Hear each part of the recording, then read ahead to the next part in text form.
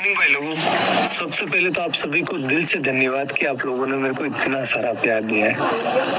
अब आप पूछ सकते हो कि सोनू भाई आप इतने दिनों से कहाँ थे, क्या कर रहे थे, आपके साथ क्या हुआ क्या नहीं हुआ। तो भाई लोगों सच बता रहा हूँ, पिछले 7 दिनों से मैं अपने घर पर बैठकर रो रहा हूँ। बहुत सारी एंजाइटी फील कर रहा हूँ और बहुत कुछ हो रहा है मतलब, क्योंकि मेरी जिंदगी बर्बाद हो चुकी है। अब मेरे पास कुछ भी नहीं है करने को। क्या हुआ है मेरे साथ, कुछ अलग हुआ है मेरे साथ, जिस वजह से जो भी मैं था ना वो खत्म हो गया है। कैसे हुई है मेरी जिंदगी बर्बाद, ये जानना है आपको अगर, या फिर मेरे को मैं बताऊं कि मैं बता सकता हूँ आपको कि मेरी जिंदगी कैसे बर्बाद हुई है, तो उसके लिए मेरी जिंदगी जाननी पड़ेगी कि सोनू ने स्ट्रगल करके क्या अपने जीवन में हासिल किया था और उसके पास अब वो नहीं है। सोनू जिंदा रहने के लिए भी संघर्ष करा है सोनू भाई ने, जिंदा रहने के लिए। तो मैं बताता हूँ आपको कि मेरी जिंदगी कैसी थी, तब आपको भी समझ में आएगा कि मैंने क्या खोया है और मैं ऐसा क्यों सोच रहा हूँ कि मेरी जिंदगी बर्बाद हो गई है। और सबकी शुरुआत होती है मेरे नाना जी के घर से, वहीं से शुरू करते हैं।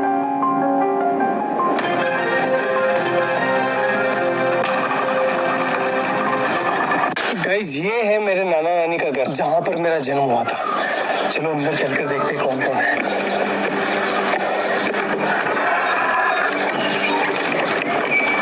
गाइस मम्मी है, मम्मी से बात करते हैं। दोगी मम्मी कैसे हो, बढ़िया? क्या कर रहे हो? हाँ तैयार है, सब तैयार। तो कुछ ऐसा दिखता है नाना नानी का घर। मेरा जन्म हुआ था यहाँ पर। पहले आपको पता है कि ना हॉस्पिटल वगैरह नहीं जाते थे, मतलब बच्चे जो है वो घर पर ही हो जाते थे। तो मेरा भी जन्म ऐसे ही हुआ है। मम्मी हम यहाँ कौन से कमरे में रहते थे पहले, जब मैं छोटा था ना, बच्चा था तब? इस वाले में?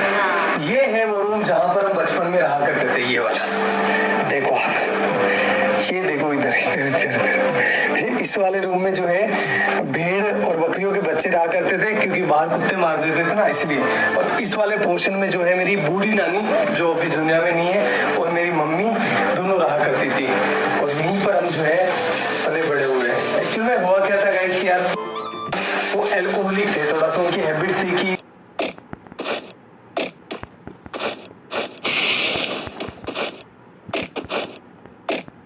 उनको नशा लग गया था। तो फिर वो हमारी टेक केयर नहीं कर पा रहे थे अच्छे से। तो नाना नानी ने ये रिस्पॉन्सिबिलिटी ली कि हम जो है इन बच्चों को पालेंगे, अदरवाइज इनका क्या होगा। तो उन्होंने हमें यहाँ लेकर आए और यहीं पर जो है मम्मी अपना काम कर रही थी, साथ ही साथ हमारा पालन पोषण यहीं हो रहा था। तो मैं एक लाइन बोल सकता हूँ कि अगर मेरे नाना नानी नहीं होते ना, तो आज मैं या फिर मेरे बहन भाई हो सकता है कि इस दुनिया में नहीं होते। गाइस देखो नाना जी का गांव कितना प्यारा है। खैर फिर वो टाइम आया जब हमें ये घर छोड़ना पड़ा, क्योंकि यार गाइस देखो नाना नानी कब तक पालेंगे, उनकी खुद की भी कोई जिम्मेदारी है, इसलिए फिर हमें यहाँ से जाना पड़ा। चलो अपन भी चलते हैं, लेकिन उससे का आशीर्वाद ले लेते हैं। चलो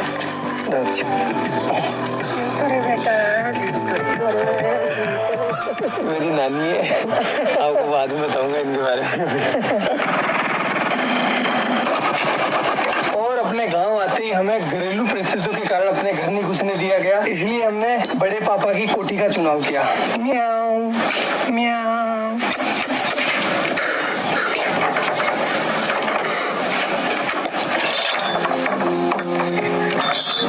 तो भाई लोगों ये है हमारी कोठी, जहाँ पर हम 2 साल रुके थे। तो अगर मैं अपने 2 हाथ फैलाऊं ना, इतना ही डिस्टेंस है, ज्यादा नहीं है, इतनी ही इसकी लंबाई है और इतनी ही इसकी चौड़ाई है। ये देखो, और हाइट आप देख सकते हो, बस इतना ही है। मेरी हाइट थोड़ी कम है, इस वजह से यहाँ पर जगह भी कम रह गई थी। केवल यहाँ पर एक छोटा सा मचान बिछाने के लिए जगह थी, और ऊपर से जो है बरसात का पानी टिपकता नहीं था, बरसात का पानी गिरता था, क्योंकि ये छत है ना थोड़ी नीचे है। और यहाँ पर आप देख सकते हो नीचे जो इसका फर्श है ना, फर्श वो बना हुआ था गोबर और मिट्टी का। इस वजह से यहाँ पर कभी कभी सांप आ जाया करते थे, अपने घर बना लिया करते थे। और भाई लोगों, इस घर में हमें जिंदा रखने की जिम्मेदारी आ गई हमारे मम्मी के कंधों पर। और इस वजह से पहले भी काम किया उन्होंने, लेकिन उन्होंने 10 रुपए मजदूरी में काम चालू कर दिया।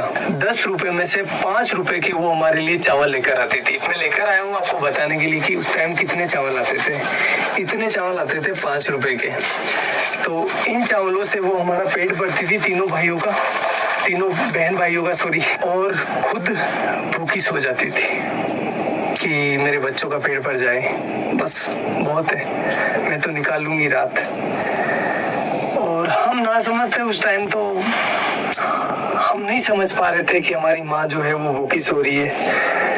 हम तो बस अपना पेट भरने का ध्यान दे रहे थे। लेकिन मेरी मम्मी जो है उस टाइम बिना कुछ खाए भूखी सो रही थी। एक जो कटोरी होती है आटे की, उसको संभाल के रख रही थी कि जब बुरा टाइम आएगा तो मैं अपने बच्चों को खिलाऊंगी। खुद कुछ नहीं खा रही थी, एक टाइम खाना खाती थी पूरे दिन में वो, और कंटिन्यूस काम कर रही थी वो।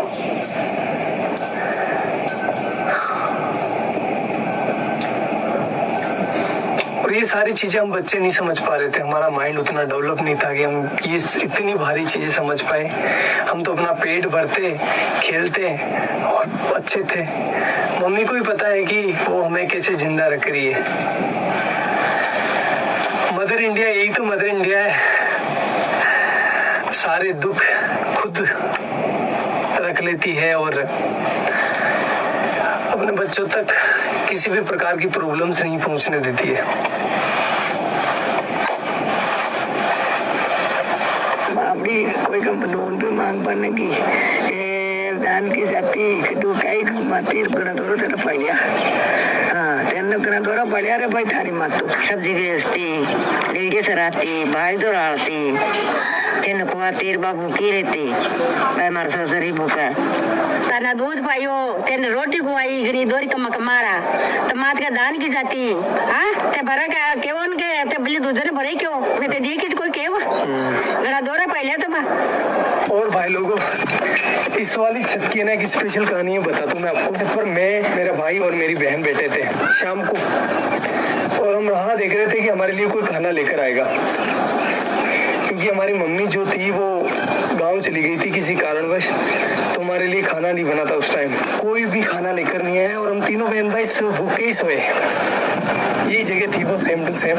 एक बात बताऊं आपको, जब आप भूखे होते हैं ना, आपको अच्छे से नींद नहीं आती।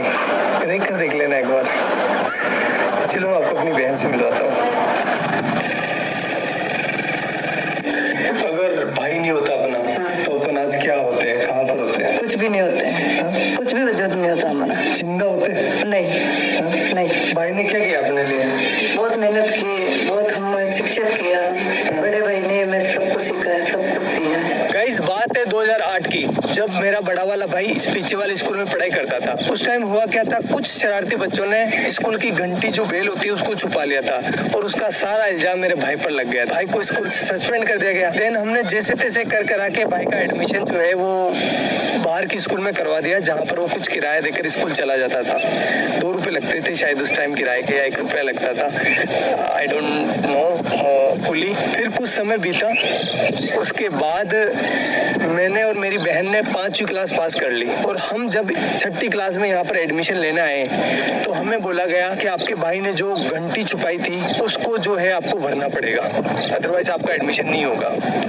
तो उस टाइम 350 रुपये, 360 रुपये जो है उस घंटी के देने थे। 1 महीने से ज़्यादा टाइम लग गया 360 रुपये का जुगाड़ करते करते, इसलिए उस साल हमारा एडमिशन नहीं हो पाया, और यहाँ पर जो है एडमिशन बंद हो गए। अब घर वाले हमें किराया देकर किसी दूसरी स्कूल नहीं भेज सकते थे, क्योंकि वो अफोर्ड नहीं कर पाते उस टाइम, और हम छोटे बच्चे थे तो किसी दूसरे गांव भी स्कूल नहीं जा पाते, क्योंकि दूर था ना, हमारा गांव काफी बड़ा है। तो हम दूसरी जगह अगर जाएंगे ना तो हमें कम से कम 3-4 किलोमीटर जो है पैदल चलना पड़ेगा। तो छोटे बच्चे थे तो नहीं हो पाया वो सारी चीज, और हमारा 1 साल पूरा बर्बाद हो गया। फिर मेरे बड़े वाले भाई ने एक भारी डिसीजन ले लिया, और उसने अपनी सारी पढ़ाई छोड़कर, अपनी सारी जिंदगी दांव पर लगाकर मेरी और मेरे बहन के लिए काम चालू कर दिया। उसने फर्स्ट काम चालू करा मंडी में, जो सब्जी मंडी होती है ना, वहाँ पर। गाइस मैं हूँ अभी उस सब्जी मंडी के अंदर जहाँ से मेरा भाई सब्जी खरीदता था। 15-20 किलो वजन को अपने सर पर रखकर मेरा गाँव, जो कि यहाँ से 20-25 किलोमीटर दूर है, वहाँ पर लेकर जाता था। वो सब्जी, वो फल फ्रूट बेचता था, जिससे कि कुछ पैसा है और वो अपने बहन भाइयों का पेट भर सके, अपनी माँ के सर पर जो बच्चों का पालने का भार था उसको कम कर सके। और ये वो काम कर रहा था जब उसकी उम्र है ना 16 साल की, वो बाल श्रम कर रहा था। क्यों? क्योंकि अपने बहन भाइयों को जिंदा रख सके और उनको अच्छी एजुकेशन दे सके। घर में कई सामान नहीं रहे तो दोनों मन भाई सब्जी लेवा जातो, मैं दोनों लेयर बेचवा जाता। ये वो चौराहा है जहाँ पर मेरा भाई सब्जी लेकर उतरता था और उसे एक एक घर बेचने जाता था। चलो मैं आपको दिखाता हूँ कि वो इतना सारा वजन लेकर कितना पैदल चलता था।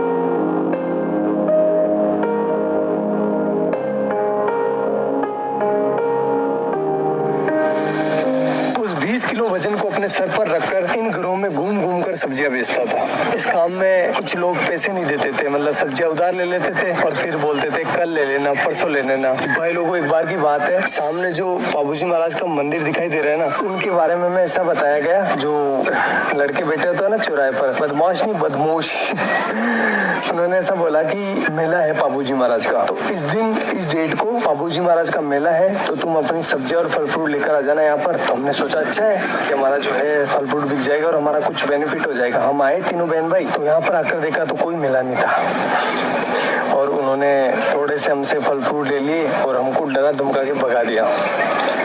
तो एट द एंड धंधा जो है वो इतना अच्छा चल नहीं रहा था, इसलिए उस काम को भी हमें छोड़ना पड़ा।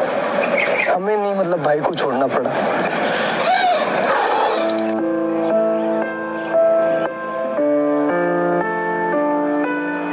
और गाइस फिर मेरे भाई ने खिलौनों की दुकान पर काम चालू कर दिया, जहां पर उनकी सैलरी थी 50 रुपए पर डे, यानी 1500 रुपए पर मंथ।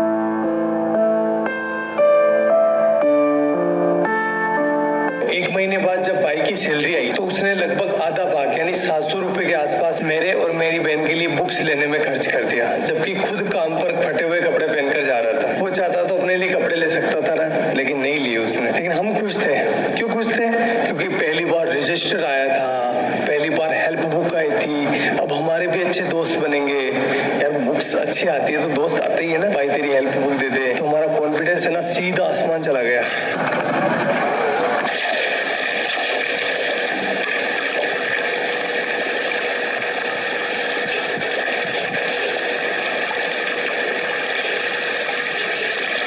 भाई लोगों, अब मेरी बारी थी। जो भी मैंने लिया है ना उसको वापस रिटर्न करने की, इसलिए मैं काम करने लग गया। साथ ही साथ अब बड़ा हो गया था, इसलिए मैं अजमेर वाली स्कूल में जाने लगा बस से, और वो भी साइंस बायो पढ़ने। तो बताता हूँ मैं आपको ये मैंने कैसे किया। गाइस ये जो सामने सीमेंट की फैक्ट्री देख रहे हो ना, इसकी दीवार बनाई है ये वाली।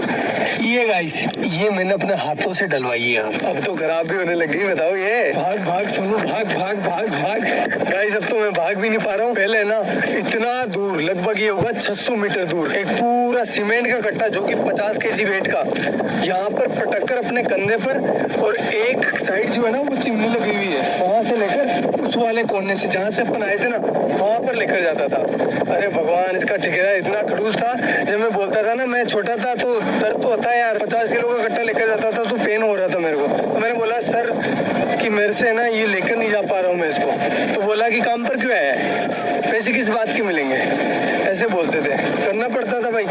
तो ये वाला काम तो मेरे को जिंदगी भर याद रहेगा, क्योंकि वो सीमेंट के कट्टों ने मेरी रीढ़ की हड्डी में प्रॉब्लम कर दी। गाइस ये जो आप बिल्डिंग देख रहे हो ना, ये हमने बनाई है एक मजदूर के तौर पर। और गाइस ये वाली जो टंकी आपको दिखाई दे रही है, ये बनवाई है। हाँ, ये जो दीवार आप देख रहे हो ना, ये सब कुछ। भाई लोगों, भैंस चराते टाइम बायोलॉजी पढ़ने का मजा ही कुछ अलग होता है, क्योंकि एग्जाम्पल यहाँ पर सामने नहीं होते हैं। जब एक बगुला है ना भैंस के आसपास होता है तो उसका मतलब ये है कि वो उसे पूजिता कर रहा है। क्योंकि आप देख सकते हो जहाँ पर भैंसें चल रही है ना, उसके पास एक बुगला है। ये देखो बुगला है।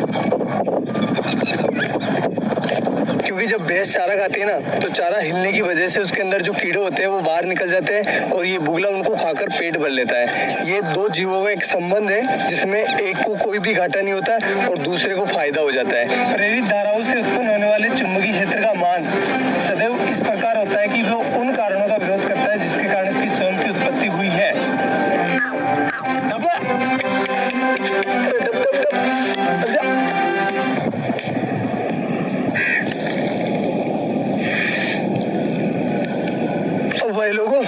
रिजल्ट का टाइम है, लेकिन वो मैं यहाँ नहीं बताऊंगा, मैं बताऊंगा उस वाले पहाड़ के ऊपर। तो चलो चलते हैं। अरे काटी काटे है तो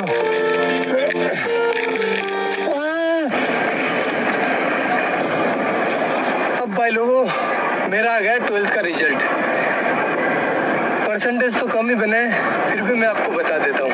ये देखो 77%, जिसमें से केमिस्ट्री में आए 93 डिक्टेशन और फिजिक्स में आए हैं 87 डिक्टेशन। भाई लोगों ये मेरे परसेंटेज नहीं है, ये लेकर आया मेरे जीवन में कॉन्फिडेंस।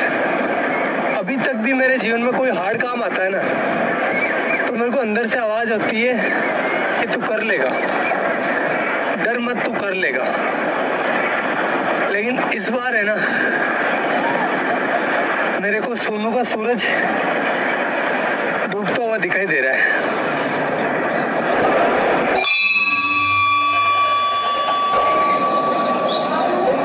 भाई लोगों अब मैं टीचर बन चुका था, चलो क्लास लेकर आते हैं। अनसर्टेनिटी प्रिंसिपल, इसके बारे में अपन बात करने वाले हैं, ठीक है? फिर बताओ कहाँ पर जाकर मिलेगा कि जब एक मार्कर मेरे हाथ से निकला ना, तो ऑटोमेटिकली आपकी नजर जो है मार्कर के ऊपर होती हुई आपको पता चल गया कि मार्कर कहाँ जा रहा है, इसकी पोजीशन यानी कहाँ पर है वो पता है, और इसकी स्पीड पता है, और ये किस डायरेक्शन में जा रहा है पता है। तो फिर इसका पाथ डिसाइड कर सकते हैं। एक इलेक्ट्रॉन को ये वरदान दिया है भगवान ने, ऐसा हाथ रखा, जा बेटा जा, इस दुनिया में जा, और तेरी है ना कोई इंसान एक टाइम पर ना तो तेरी पोजीशन मतलब दोनों को एक साथ पता नहीं कर सकता।